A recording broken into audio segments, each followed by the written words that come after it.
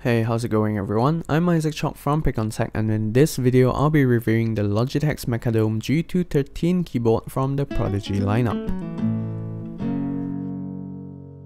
Beginning with the design and build, the full-size keyboard is entirely made of plastic with an appealing minimalistic design throughout, nothing too fancy or extravagant. The footprint of the keyboard is on the larger side, measuring in 45.2cm in length and 21.5cm in width, at a depth of 3.2cm and 5cm if the rubber feet is raised. Without any metal backplates to stiffen the board, the amount of flex is quite disturbing to see when intentionally pressed hard on, especially at certain areas of the board. But still, it isn't something that the average typist and gamer will witness. The non-slip textured wrist rest is permanently attached. Now, if that was meant to be the case, I would have however preferred that the wrist rest and mainboard be made of the same surface finish in a unibody design for a much more coherent and uniform look. The RGB illuminated G logo can be found at the top left corner.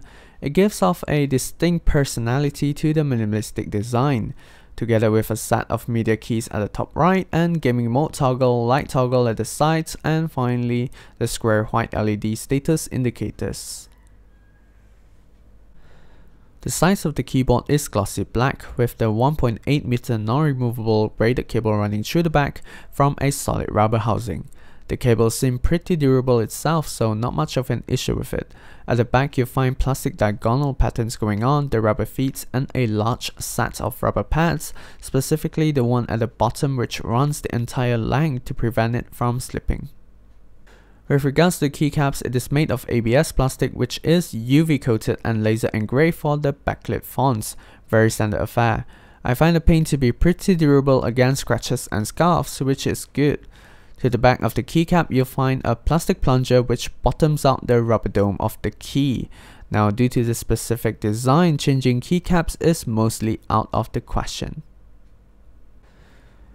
Moving on to probably the most important aspect, the tapping experience. Here's an idea of how it sounds like.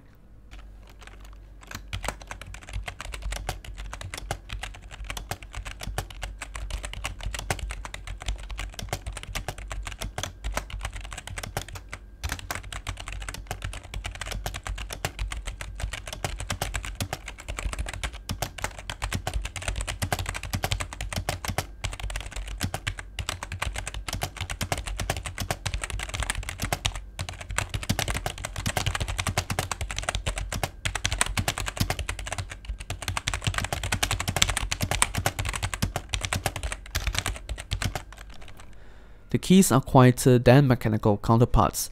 They have a travel distance of 4mm and requires 50 grams of actuation force. It is worth bearing in mind that this is still a membrane keyboard in essence. It attempted to mimic the tactile feel of Cherry MX Browns, but it couldn't hide the fact of it being mushy when bottoming out. Upon overcoming that initial resistance, the key squishes in, faking that tactile bump and mushing out to the bottom, followed by a strong rebound. Obviously, you're not gonna get that solid feeling thump as per Cherry Browns when they strike the bottom. Honestly, the keys themselves feel decent and comfortable to type on with accurate response. However, I just don't find it to be as good of a replacement from mechanical switches. The media control keys and toggles are alright, but the volume rocker feels extremely mushy. I'm not sure if this was intended, but I would have preferred a volume wheel or even two separate keys. In terms of the RGB illumination, it's a little disappointing. Unlike the mechanical counterparts with Roma G switches, the G213 has a silicone membrane obstructing the LED, thus resulting in a dimmer appearance. It's not too dim that I would rate it bad. I find it to be still okay, though something brighter would definitely be a plus. Zone lighting is implemented in the keyboard. Different colors may be configured to the 5 zones through Logitech's gaming software. There is also 4 pretty standard lighting effects to choose from, that being fixed color, briefing effect, color cycle, and color wave, along which the velocity may be adjusted to your preference.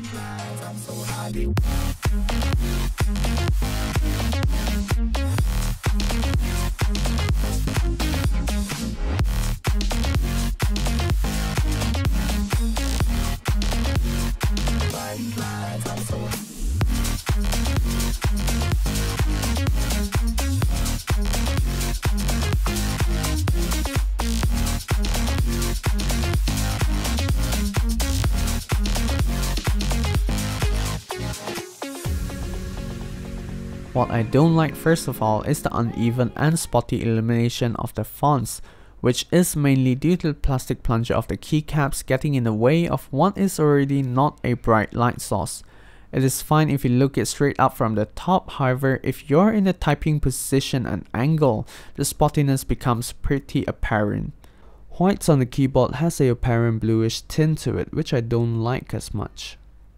There is also no option to adjust the brightness of the LEDs, which I find to be not much of an issue as you're most likely going to use it at its maximum brightness anyways.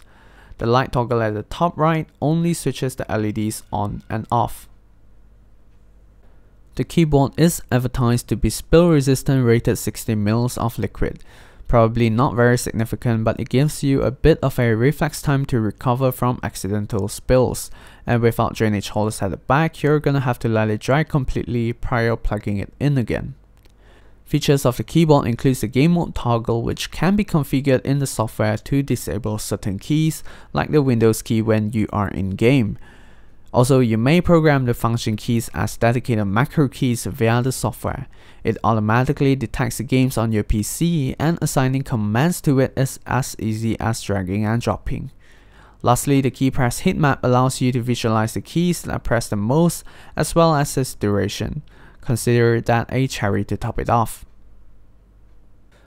Finally, rounding up with the pricing and competition. For a suggested retail pricing of 299 Malaysian ringgit, it would be a hot recommendation. At the end of the day, it is still a membrane keyboard and meant to be an upgrade over office desk keyboards.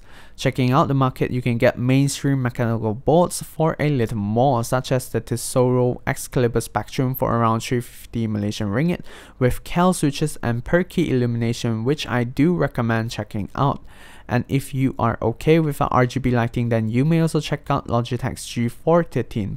Of course, smaller size TKLs will also be cheaper, albeit without backlighting, such as the Duck-U1 TKL and Razer Black Widow Stealth.